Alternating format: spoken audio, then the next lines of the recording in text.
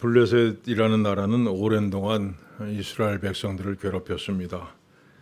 블레셋 민족은 아브라함보다 먼저 가나안 땅에 정착을 했는데 사사 시대에 이미 철기 문화를 이루었습니다. 그래서 철로 만든 이 칼과 창을 가지고 이스라엘을 끊임없이 공격을 해왔습니다.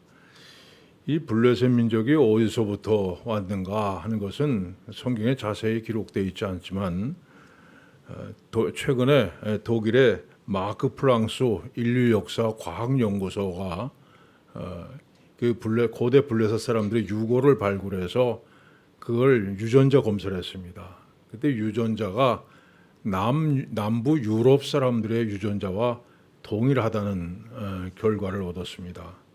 그러니까 남부 유럽, 즉 지중해 연안의 사람들이 가나안 땅으로 이주해서 블레셋이라는 나라를 세운 것입니다. 그런데 블레셋은 히브리어로 얘기하면 펠리시팀입니다.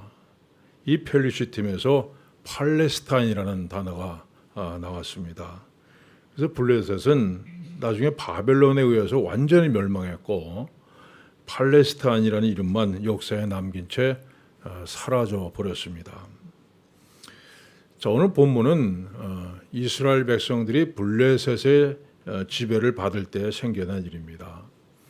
오랜 기간 동안 블레셋의 압제 아래 살던 이스라엘 백성들은 해방을 위해서 우리가 싸워서 독립을 쟁취하겠다 생각을 하게 됩니다.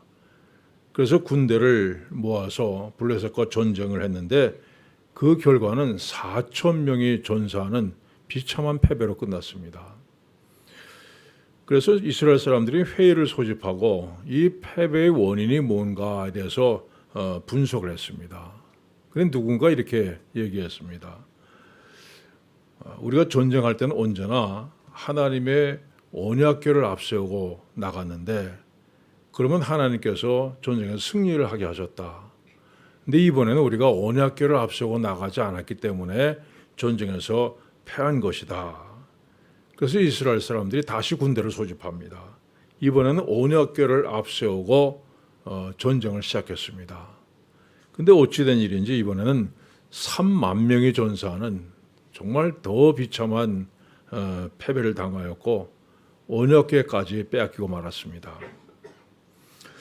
한편 이스라엘에게서 언약궤를 뺏은 이스라엘 블레셋 사람들은 몹시 기뻤습니다. 그동안 이스라엘이 승리를 한 것은 바로 이 언약궤 때문이다. 이제 이걸 우리가 뺏어 왔으니까 다음에 전쟁이 벌어지면 우리가 이것을 앞세워 나가면 승리할 것이다 생각해서 이 언약궤를 자기들이 섬기는 다곤이라는 신상을 모시는 그 신전에 모셔두었습니다. 이 다곤이라고 하는 것은 상체는 사람인데 하체는 물고기 형태의 우상입니다. 그들은 하나님이나 다곤이나 똑같이 우상으로 생각을 했던 겁니다. 자, 그런데 이상한 일이 벌어졌습니다. 다음날 아침에 경비원이 순찰을 돌다가 이 다곤 신상이 넘어져 있는 것을 발견하게 됩니다. 아무리 생각해도 왜 이런 일이 벌어졌는지 모를 일이었습니다. 그래서 그저 어쩌다가 사고 났겠지 하고서는 다곤 신상을 다시 일으켜 세워놓았습니다. 근데 다음날 가보니까 이 다곤 신상이 목이 잘라지고 팔과 다리가 부서져서 사방에 흩어져 있는 모습으로 발견이 됩니다. 뿐만 아니라 언약궤가 있던 아스돗이라는 지역에 독종이 무서운 전염병이 돌아서 그 지역에 살던 사람들이 모조리 죽는 일이 일어났습니다. 자, 이 이야기는 3,000년 전에 일어났던 사건입니다. 그러나 오늘 우리에게도 똑같은 일들이 벌어지고 있습니다. 블레셋의 하나님의 백성 이스라엘을 공격해 왔듯이 오늘도 세상은 하나님의 교회를 공격하고 하나님의 자녀들을 공격합니다. 옛날 블레셋 사람들은 칼과 창을 들고 공격했지만 오늘날 세상은 현대적인 도구를 사용해서 교회를 공격합니다. 여러분이 들어보셨는지 모르지만 요즘에 반기독교 시민운동연합, 또 종교비판 시민운동연대 이런 단체들이 생겨났습니다. 이런 단체들을 안티기독교, 즉 반기독교 단체라고 합니다. 그런데 이런 단체는요, 오늘 갑자기 생긴 게 아닙니다. 초대교회부터 있어왔고 이것이 중세시대 종교개혁 시대를 거쳐서 현대에 이르기까지 다양한 형태로 존재해 왔습니다. 반기독교주의자, 인본주의자, 자연주의자, 사회주의자, 무신론자라고 부르는 사람들은 모두 반기독교에 속한 사람들입니다. 한국의 경우 1990년대부터 인터넷이 발달하면서 이들의 활동이 본격화되었습니다. 반기독교 단체, 카페가 결성되고 아주 조직적이고 광범위하게 활동을 펼쳐 나가고 있습니다. 이들은 다음 아고라, 네이버 지식인, 한겨레 신문의 종교 토론방, 경향신문의 네티즌 게시판, 딴지일보 게시판 이런 인터넷 사이트를 무대로 삼아서 거기에 둥지를 틀고 기독교를 공격하고 있습니다. 또 방송과 언론은 사람들에게 이건 공정하다는 인식을 심어주기 때문에 더 큰 영향력을 발휘합니다. 김용옥의 EBS 강좌, SBS 특집 기획, 신의 길, 인간의 길 이런 프로그램들은 기독교인의 그리스도의 신성, 복음의 유일성에 대해서 비판적인 시각을 노골적으로 드러내고 있습니다. 학문이라는 이름 아래 반기독교 정서를 유감없이 드러낸 겁니다. 또 많은 사람들이 읽는 책은 더 큰 영향력을 끼치고 있습니다. 베스트셀러인 만들어진 신의 저자 리처드 도킨스는요, 기독교는 비합리적이다, 광신적이다 이렇게 비판합니다. 이 다빈치 코드와 마찬가지로 기독교와의 전면전을 선포하고 있는 겁니다. 이렇게 반기독교 운동은 인터넷을 통해서, 책을 통해서, 영어를 통해서 오늘날 우리가 접할 수 있는 모든 분야에 뿌리를 내리고 교회를 공격하고 있습니다. 이들의 궁극적인 목표는요, 이 세상에서 기독교를 완전히 없애버리는 데 있습니다. 자, 이런 세상의 공격들은 상당히 효과를 거뒀습니다. 사람이 하나님의 지혜를 구하는 대신에 점점 자기 자신을 의지하며 살도록 만들었습니다.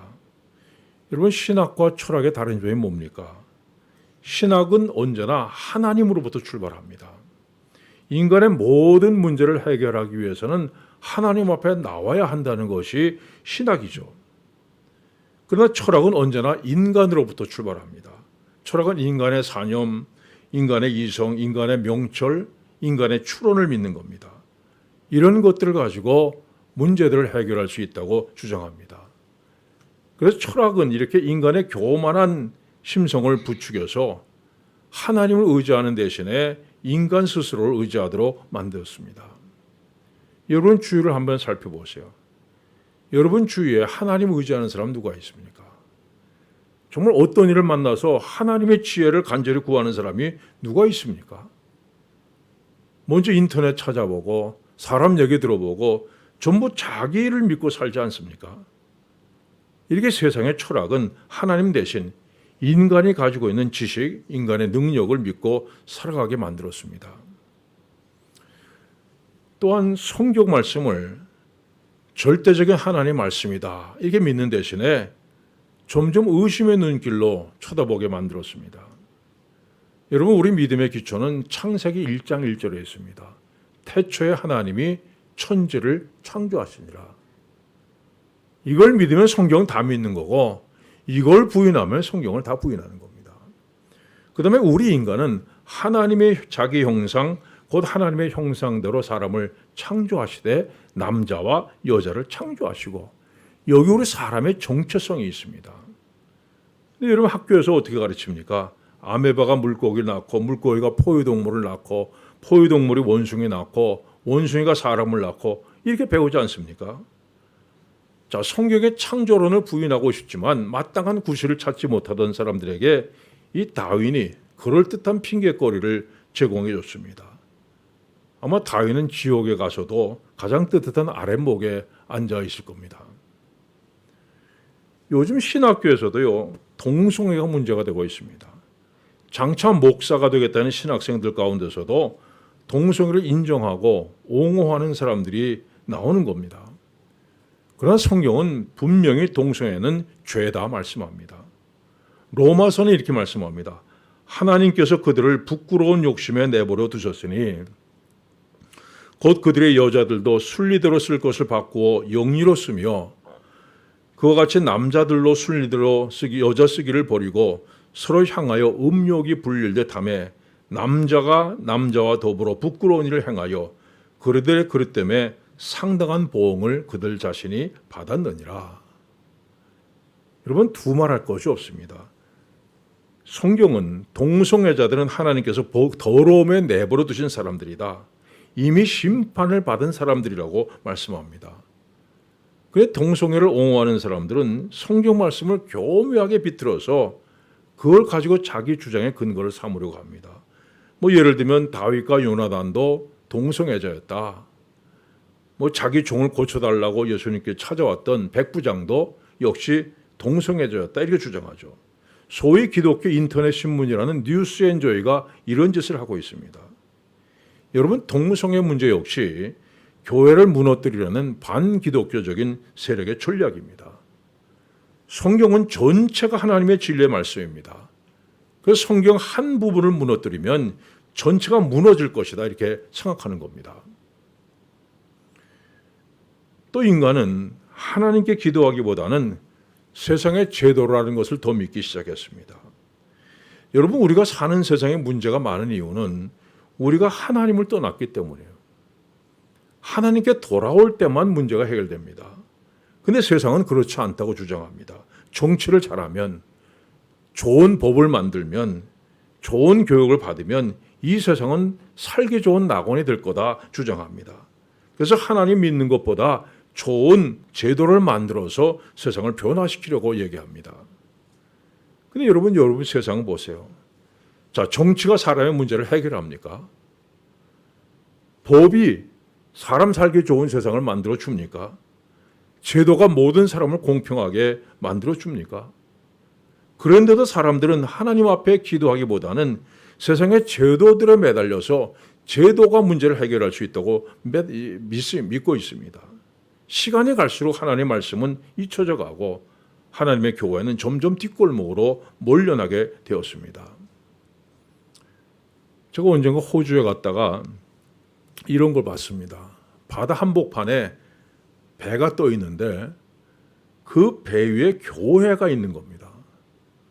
아주 하얀색으로 교회를 예쁘게 잘 지어놨습니다.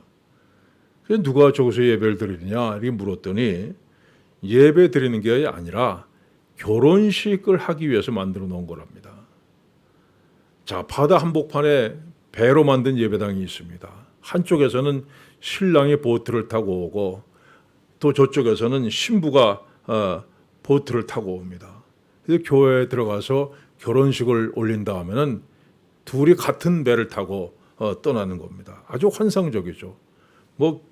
결혼을 주례를 담당하는 목사도 있다고 합니다. 누가 오느냐 물었더니 일본 사람들이 주로 사용한다는 거예요.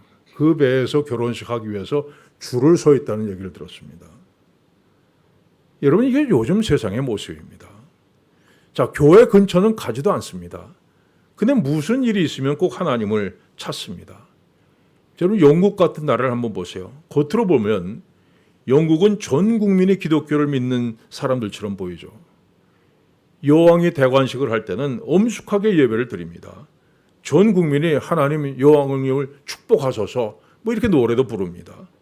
전쟁이 일어나면 정부는 전국에다가 범국민적 기도의 날 이렇게 선포하죠. 하나님을 잘 믿는 사람들처럼 보입니다. 여러분, 근데 그 사람이 정말 하나님 믿습니까? 그들은 평생에 3번 교회 갑니다. 유아 세례 받을 때, 결혼식 할 때, 장례식. 이때는 남의 손에 들려서 가지만 이게 평생 3번 교회에 가는 사람들입니다.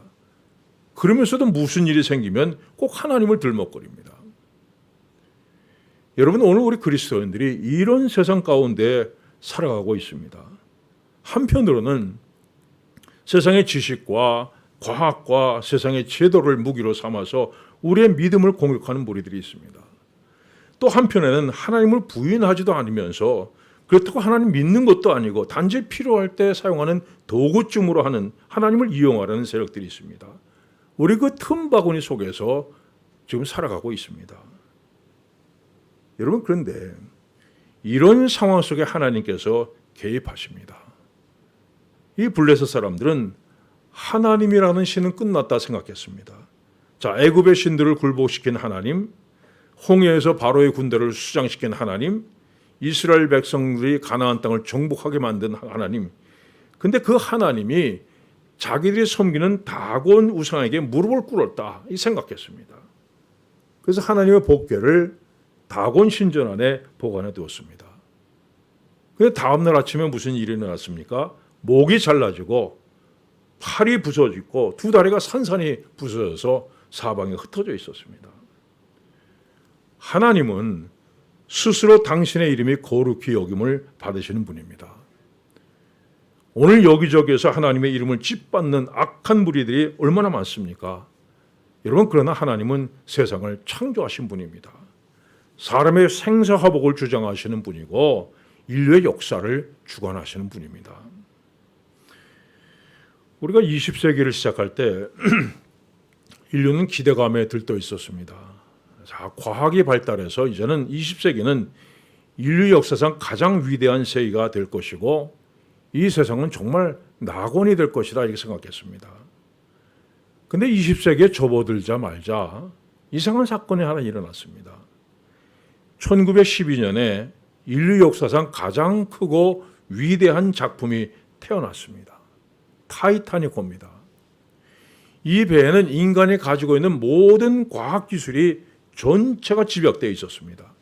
그 당시 사람들이 이 배를 가리켜서 과학의 궁극적인 성취다 이렇게 얘기했습니다. 이 배만큼은 어떤 일이 있어도 절대 가라앉지 않는다고 주장했습니다. 이 타이타닉호 인류의 자부심이며 인류의 모든 지식을 담고 있는 배였습니다. 그런데 어이없게도 첫 항해에서 빙산에 부딪혀 가라앉고 말았습니다. 세계가 발칵 뒤집혀졌습니다. 인간이 그렇도록 믿었던 과학이라는 다곤신이 넘어진 겁니다. 그러나 사람들은 다시 다곤을 이렇게 세웠습니다. 괜찮아, 뭐 사고야 언제든지 일어날 수 있는 거지 하면서 아무 일도 없던 것처럼 살았습니다. 근데 2년 뒤 1914년에 제1차 세계대전이 일어났습니다. 그때까지 사람들은 계몽주의 이성적인 사고를 가진 사람들이 또한 20세기의 문명 속에 사는 인간에게는 결코 전쟁이 일어날 수 없다고 생각했습니다.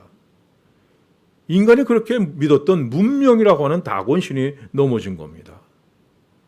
그러나 사람들은 괜찮아, 이건 뭐 이 땅에서 전쟁을 완전히 없애버리려고 마지막 전쟁이 일어난 거니까 이거 지나가면 우린 영원히 평화를 누릴 수 있을 거야 하면서 다곤을 다시 일으켜 세웠습니다.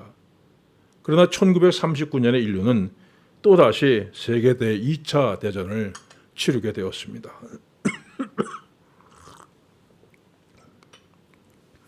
여러분, 인간은 하나님 없이 스스로 낙원을 만들 수 있다고 생각했습니다.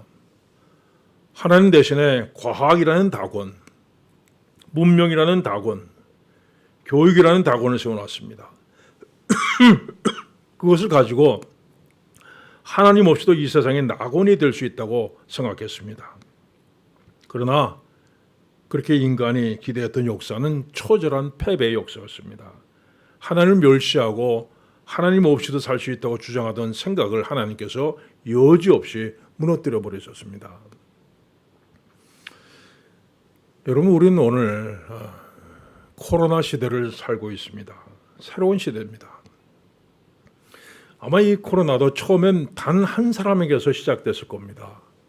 그러나 지금은 전 세계를 다 흔들어 놓고 있습니다.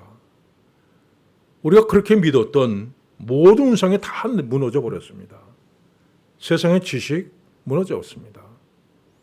경제 무너졌습니다. 과학 무너졌습니다. 제도 다 무너졌습니다. 모든 것이 한순간에 다 무너져 버렸습니다. 마치 다곤 신상의 목이 잘라지고 팔이 부러지고 다리가 부러져 나갔듯이 그렇게 무너지고 말았습니다. 여러분, 지금은 우리가 하나님께로 돌아갈 때입니다. 땅만 보고 살았던 우리의 눈을 들어 하나님을 바라볼 때입니다. 우리가 지금까지 그렇게 믿고 살았던 이 모든 운상을 버리고 하나님 앞에 겸손히 무릎을 꿇을 때입니다. 살아계신 하나님, 우리의 모든 일을 손에 쥐고 계시는 하나님, 모든 사람의 생사화복을 주장하고 계시는 하나님, 인류 역사를 주관하시는 하나님 앞에 겸손하게 무릎을 꿇을 때입니다. 사랑하는 여러분, 여러분이 믿고 의지하던 것들이 어느 날 넘어져 있는 것을 발견할 때가 있을 겁니다. 그때가 바로 하나님을 찾을 때입니다. 하나님을 의지하십시오. 하나님께 여러분의 인생 가운데 들어오셔서 주인이 되어 주시기를 축원합니다. 기도하겠습니다.